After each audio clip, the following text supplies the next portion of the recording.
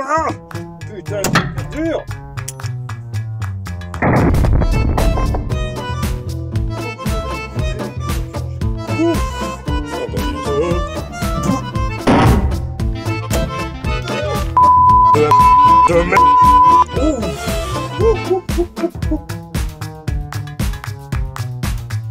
Bonjour, bonsoir à tous, c'est Adrien du French Grenier. Aujourd'hui, une nouvelle vidéo. On continue et on termine la petite série de revolvers qu'on avait déjà attaqué. Il y a eu beaucoup d'Américains, vous les avez tous vus.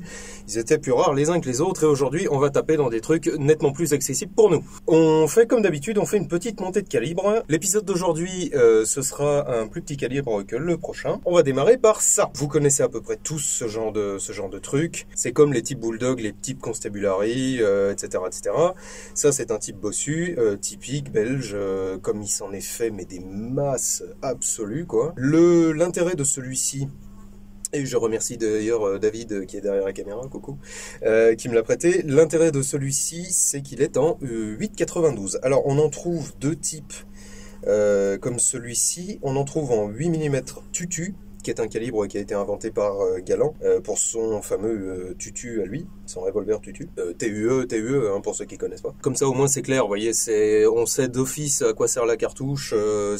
On n'est pas là pour vous savez, faire des cartouches en mode ah oui, 5 mm colibri, 15 mm massage crânien, ou 9 mm douceur de vivre. Non, non, c'est 8 mm tutu. Et le second type, eh ben, c'est notre 8,92 national, qui était très en vogue à l'époque, puisque comme tous les calibres en fait militaires, le calibre militaire avait une réputation de fiabilité, de puissance, de machin, alors qu'en fait le 8 mm 92, et certes c'est moins pire que le 11-73 et le 11-73-90, mais malgré tout c'est quand même bien anémique. Trêve de parole, nous allons donc essayer ce 5 coups à merlès avec une toute petite crosse que je tiens à un doigt parce que le pontet est démesuré. Ça va être fun, je le sens bien.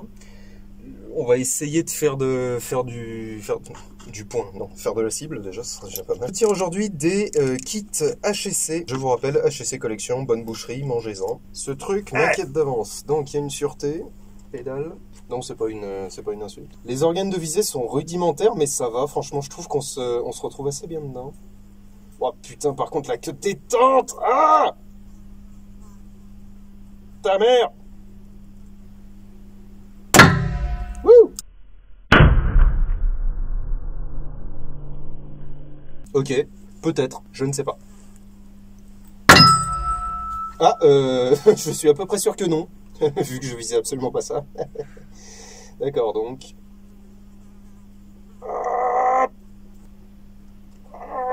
Putain, c'est dur.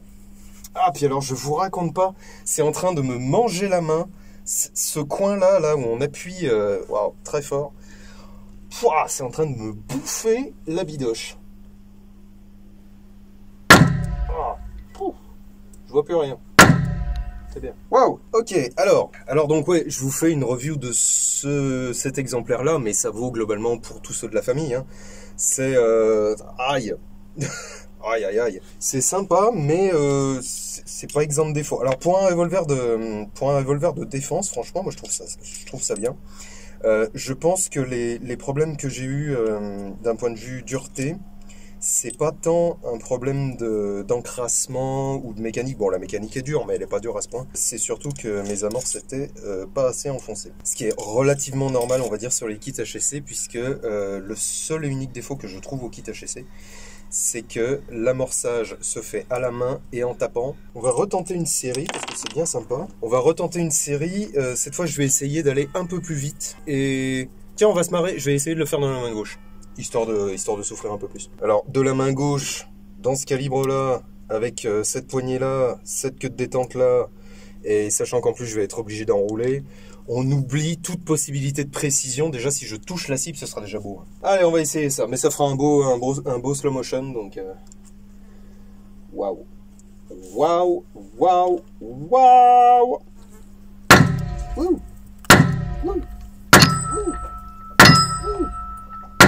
Wouh. Clic.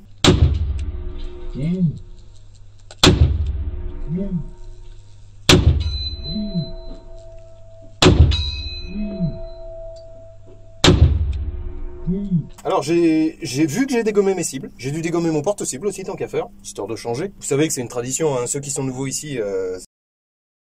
ouais, c'est vrai que c'est sportif, hein, de la main gauche, c'est... Alors comme revolver de défense, moi je trouve ça franchement intéressant dans le sens où, bah... il encrasse pas, c'est une bonne mécanique, il y a un entrefer suffisant, le calibre est cool, bah, globalement c'est une 32-20 quoi.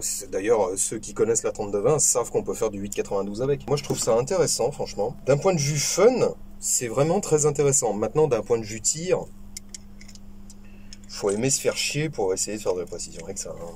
Mais au stand, on va dire que c'est, si votre stand accepte ce genre de calibre et la PN, bah c'est l'occasion, vous voyez, de faire comme moi une série où on se fait pas chier et où on balance de la cartouche. Alors j'ai l'impression que dans les FF tiers, c'est de plus en plus mal vu de faire ça, mais bon, sait-on jamais. Donc ouais, 8,92 là-dedans, bah c'est cool. Je vous dis pas que j'en achèterai un, mais je trouve ça sympa. Voilà. Et ben ma foi, on se dit à très bientôt pour la prochaine et dernière vidéo sur les revolvers. Ce sera un gros calibre, ce sera un truc que vous allez pas aimer. Allez, je vous dis à très bientôt pour une prochaine vidéo. Ciao!